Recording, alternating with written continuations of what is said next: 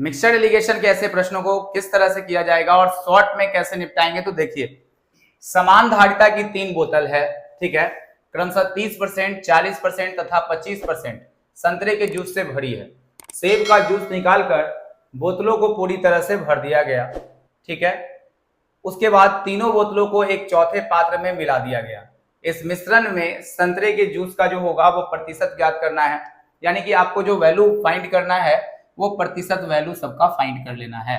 तो कैसे बनाएंगे इस क्वेश्चन को, देखिए तो शुरू करते हैं। समान धारिता का मतलब होता है कि सभी में बराबर मात्रा में जो है वो बर्तन जो है सभी वो बराबर मात्रा के है। जैसे अगर मान लिया जाए कि ये बर्तन हो गया, ये बर्तन हो गया और 3 बर्तन समान धारिता का मतलब कि तीनों का वॉल्यूम जो होगा वो सेम होगा।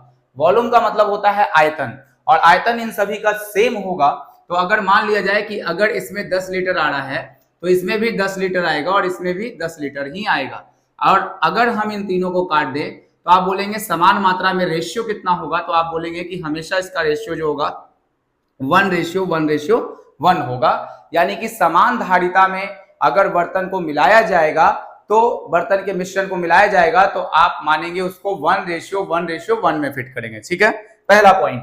तो समान धारिता की 3 बोतलें हैं और देखिएगा ध्यान से 3 बोतलें क्रमशः 30%, यानी पहले में कितना ले रहा है 30%, दूसरे में कितना ले रहा है तो 40%, ठीक है, और तीसरे में से कितना 25%, ठीक है।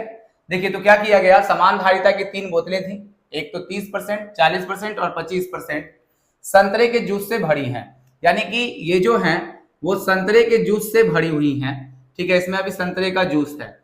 अब सेब का जूस निकाला गया और जितना खाली था, मतलब कि जैसे 30% क्या था संतरे का जूस था, तो इसमें 70% जो है वो क्या मिला दिया गया सेब का जूस, इसमें 60% सेब का जूस मिलाया जाएगा और इसमें 75% सेब का जूस जो है वो आपको मिलाया जाएगा इसमें, ठीक है।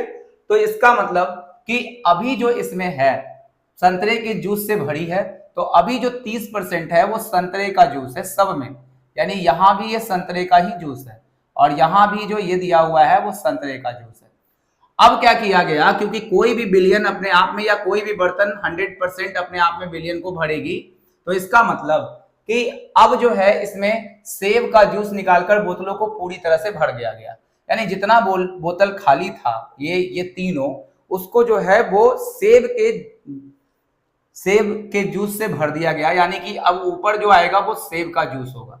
तो सेब 30%, अगर टोटल बर्तन 100% का है प्रत्येक, ये भी 100% का है और ये भी 100% का है, तो सेब का जूस इसमें कितना भरा जाएगा 70%, इसमें कितना भरेंगे तो 60% और इसमें कितना भरा जाएगा 75%। समझ में आ गया, इतना बात तो एकदम क्लियर है।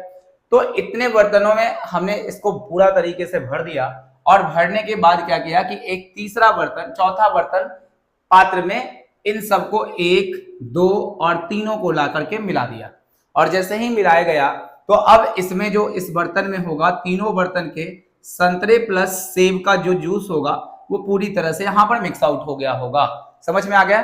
अब देखिए ध्यान से, तीनों बोतलों को एक चौथे पात्र में मिला दिया जाता है। इस मिश्रण में संतरे के जूस का प्रतिशत क्या है, तो अब जो इस बर्तन में बचा है वो तो संतरे का जूस ही है। तो ऐसे हम लोग क्या करेंगे, संतरे और सेब का जूस है, तो आपको करना क्या है कि फर्स्ट बर्तन और सेकेंड बर्तन और थर्ड बर्तन का जो समान मात्रा लिया गया है, यानी कि 1:1:1 रेशियो में लिया गया है। तो आप देख रहे हैं कि पहले बर्तन का हमें संतरे का जूस का प्रतिशत ज्ञात करना है। क्या याद करना है, संतरे के जूस का प्रतिशत।